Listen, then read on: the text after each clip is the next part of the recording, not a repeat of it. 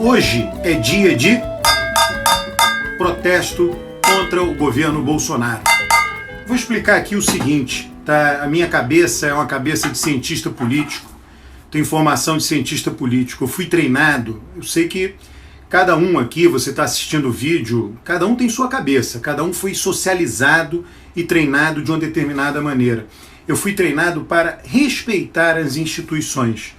Uma das instituições mais importantes do nosso país é o presidencialismo. E o mandato do presidente da República é um mandato rígido, é um mandato fixo.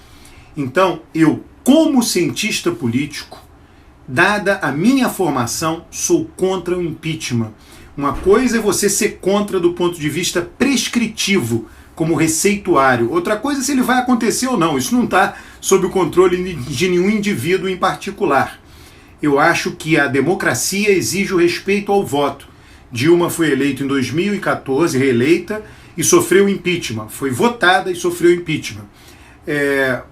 Bolsonaro foi eleito em 2018. Se ele sofreu impeachment, serão 2 presidentes seguidos sofrendo impeachment, ou seja, o voto direto que elege o presidente da República terá sido desrespeitado, entre aspas também, tá? Porque aqueles que aprovam o impeachment também são eleitos, os deputados. Eu fiz a soma dos votos dos deputados que votaram a favor do impeachment de Dilma. A soma lá, votos deputados que votaram a favor e contra. A soma de votos dos deputados que votaram a favor do impeachment de Dilma é praticamente a mesma, dá praticamente a mesma quantidade de votos que os votos que Dilma teve no primeiro turno, porque os deputados são votados no primeiro turno. Então, essa é uma coisa importante que seja dito do impeachment. Eu, a princípio, sou contra o impeachment, mesmo que seja o caso de Bolsonaro. Por que eu acho que é importante o protesto do dia 18 de março? Né? Em particular, por que eu acho que é importante? Porque, de fato, a população precisa mostrar a sua insatisfação com relação à postura do governo diante dessa crise grave, crise de saúde pública. A postura de Bolsonaro, na minha visão, é coerente com o que ele manifestou na campanha de 2018, o que ele vem manifestando na vida dele. Todo mundo conhece a entrevista que ele disse que lá tinha que matar 30 mil no Brasil, tinha que matar inclusive Fernando Henrique Cardoso, era muito jovem quando ele falou isso, mas ele manteve essa visão. Essa é uma visão que ele tem até hoje. Na campanha eleitoral de 2018, ele defendeu o assassinato de opositores, defendeu o assassinato de pessoas de esquerda. Enfim, é um desejo dele, ele não vai conseguir realizar. A postura dele em relação ao coronavírus, de Paulo Guedes também. Paulo Guedes estava ali, falou, né, minimizando o que aconteceu na China, dizendo que foram só 5 mil mortos. É evidente, Paulo Guedes faz ali a cabeça, né, sem considerar o valor vida, ele faz simplesmente uma conta. Ele diz o seguinte, olha, a China tem 1 bilhão e 300 milhões de habitantes, só morreram 5 mil, pararam a economia, reduziram o PIB, afetaram a vida de todo mundo e só morreram 5 mil. É isso que o Paulo Guedes pensa. Bolsonaro pensa a mesma coisa. Bolsonaro tem a racionalidade dele, se é que se pode utilizar essa palavra, mas a lógica que está na cabeça dele também, não sei se é uma palavra que dá para ser utilizada no caso dele, é a seguinte, olha, o Brasil tem 210 milhões de habitantes, 200 milhões de habitantes, os que vão morrer serão poucos diante disso, é o que Bolsonaro pensa, tá?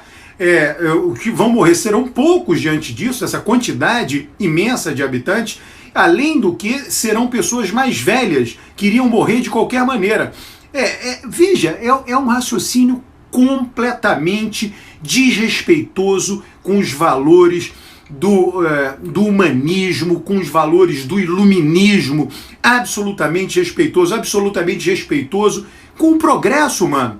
O progresso humano, até a Revolução Industrial, até outro dia em tempos históricos, meados do século XIX, 1850, a expectativa de vida do ser humano ficava em torno de 30, 35 anos de idade. Hoje a expectativa de vida mundial, incluindo a África, ela é de 72 anos de idade.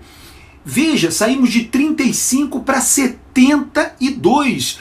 Há países, vários países, e há regiões de países, inclusive bairros do Brasil, cidades do Brasil, onde a expectativa de vida ultrapassou os 80 anos de idade. Isso é resultado de um trabalho longo, de um acúmulo de conhecimento, de um trabalho secular, do esforço de dezenas de milhares de seres humanos que trabalharam em diferentes áreas do conhecimento científico, trabalharam em diferentes áreas dos negócios, trabalharam dentro de governos. É um trabalho coletivo que nos levou aonde estamos hoje. Nunca se viveu tão bem como se vive hoje na humanidade. E tudo isso, quando o Bolsonaro desdenha da morte, desdenha da vida, sei lá, enfim, ele simplesmente não está nem aí para aqueles que vão morrer, só vem falar de economia. A economia pode esperar, a vida não. Tem um dito da política lá de Winston Churchill que diz o seguinte: olha, na política se morre várias vezes. Churchill disse isso. Na economia também, nos negócios também. Quantos foram os empreendedores neste mundo que perderam seus negócios, reconstruíram, perderam de novo, reconstruíram? Isso faz parte do jogo.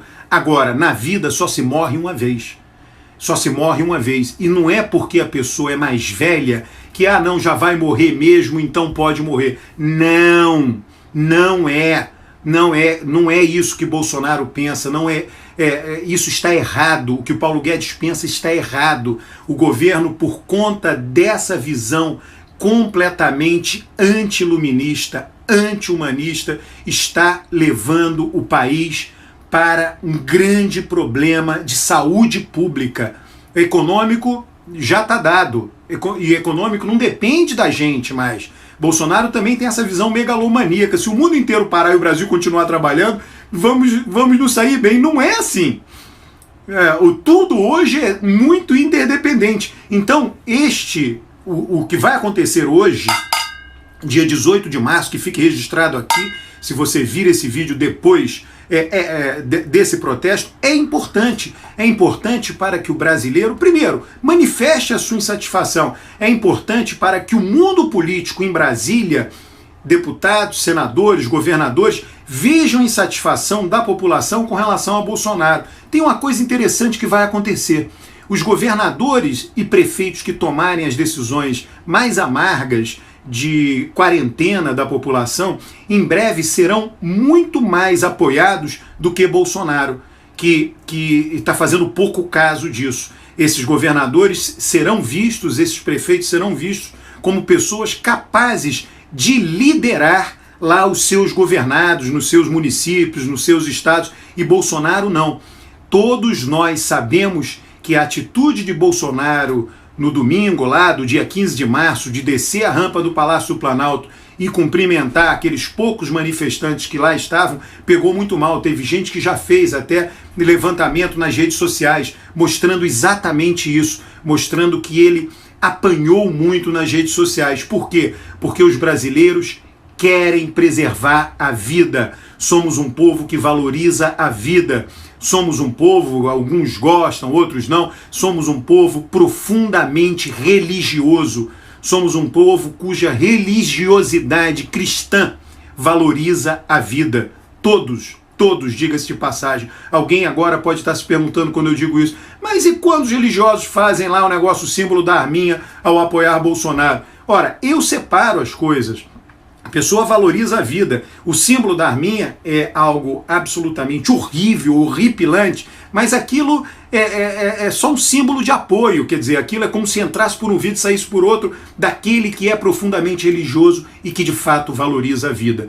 Então, na verdade, esse protesto de hoje é um protesto, acima de tudo, não só de oposição ao governo Bolsonaro, de crítica à sua completa incapacidade de representar o povo do Brasil, de crítica à sua completa incapacidade de representar os valores mais profundos da sociedade brasileira, o valor da vida, o amor que as pessoas têm umas pelas outras, os idosos, os avós e avós de cada residência, de cada família. É um protesto a favor da vida, a favor da saúde pública no Brasil. Nós queremos que o governo, nós queremos que aqueles que cuidam da administração pública federal representem a nós. E nós estamos sim preocupados com o coronavírus.